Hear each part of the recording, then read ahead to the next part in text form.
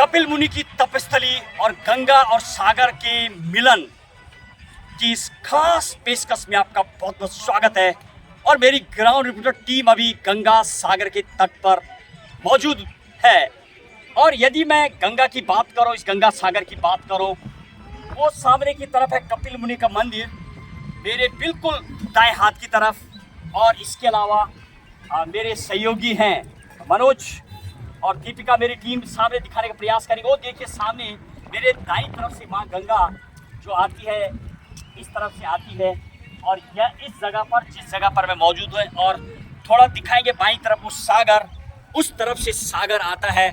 और इस जगह पर सागर और गंगा का मिलन केंद्र, ये जगह है गंगा सागर, जहाँ पर कि कई वर्षों तक कपिल मुनि यहाँ पर अपनी तपस्या करते थे। और यदि मैं पूर्व में कहानी बताऊं तो इस जगह का जो ग्रंथों में पूरा वर्णन किया गया है, जैसे कि कहा जाता है गंगा सागर एक बार और तीर्थ बार बार, एक बार इस जगह पर अवश्य एक सनातन धर्म और हिंदू धर्म को बताया जाता है, यहाँ पर आकर के धन्य हो जाते हैं।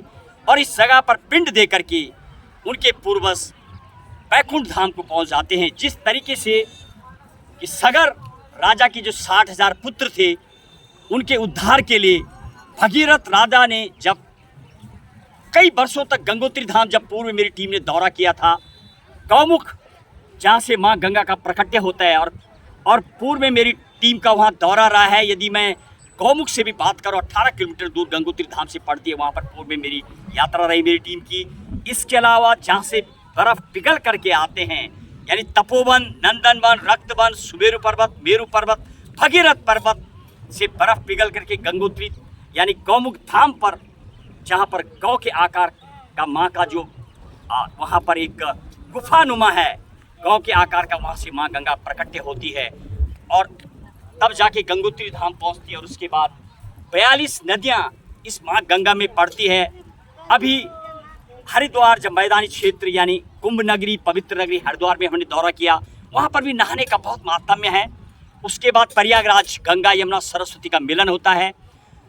और बाईं तरफ दाईं तरफ से 6 नदियाँ एक तरफ और 4 नदियाँ एक तरफ, माँ गंगा की जो सब ट्रिब्यूटरी कहा जाता है, सहायक नदियाँ, टोटल 42 नदियाँ और 56.2 जोग्राफिकल पार्ट घेरती हुई माँ गंगा चलती है। भारत की यदि मैं बात करूँ, 52.2% से ज़्यादा लोग सिंचाई और पीने के लिए माँ गंगा का जल का इस्तेमाल होता है।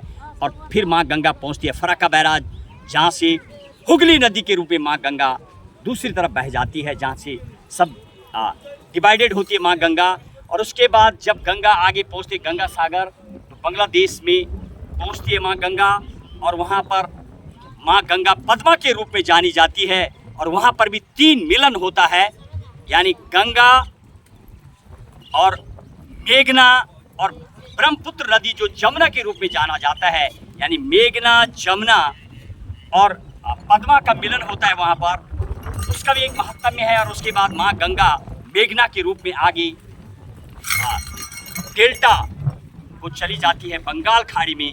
और माँ गंगा का 2525 से लेके 2601 किलोमीटर माँ गंगा का वो सफ़र, जिसमें 42 नदियाँ रहती हैं। अनेक जगह पर माँ का जो जल है आज भी स्वच्छ कहा जाता है। और शायद मेरे लिए तो मेरी तपस्थली भी गंगोत्री और यमुनोत्री धाम का जो उद्गम जिला है वहाँ पड़ता है।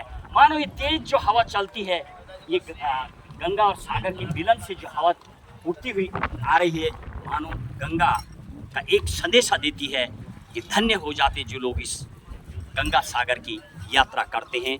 देखिए आज गंगा सागर पर मेरी सीधे ग्राउंड जीरो कवरेज, और मेरी सहयोगी ट्रेनिंग यूनिट के साथ महेश बहुगुणा, वेस्ट बंगाल, गंगा सागर।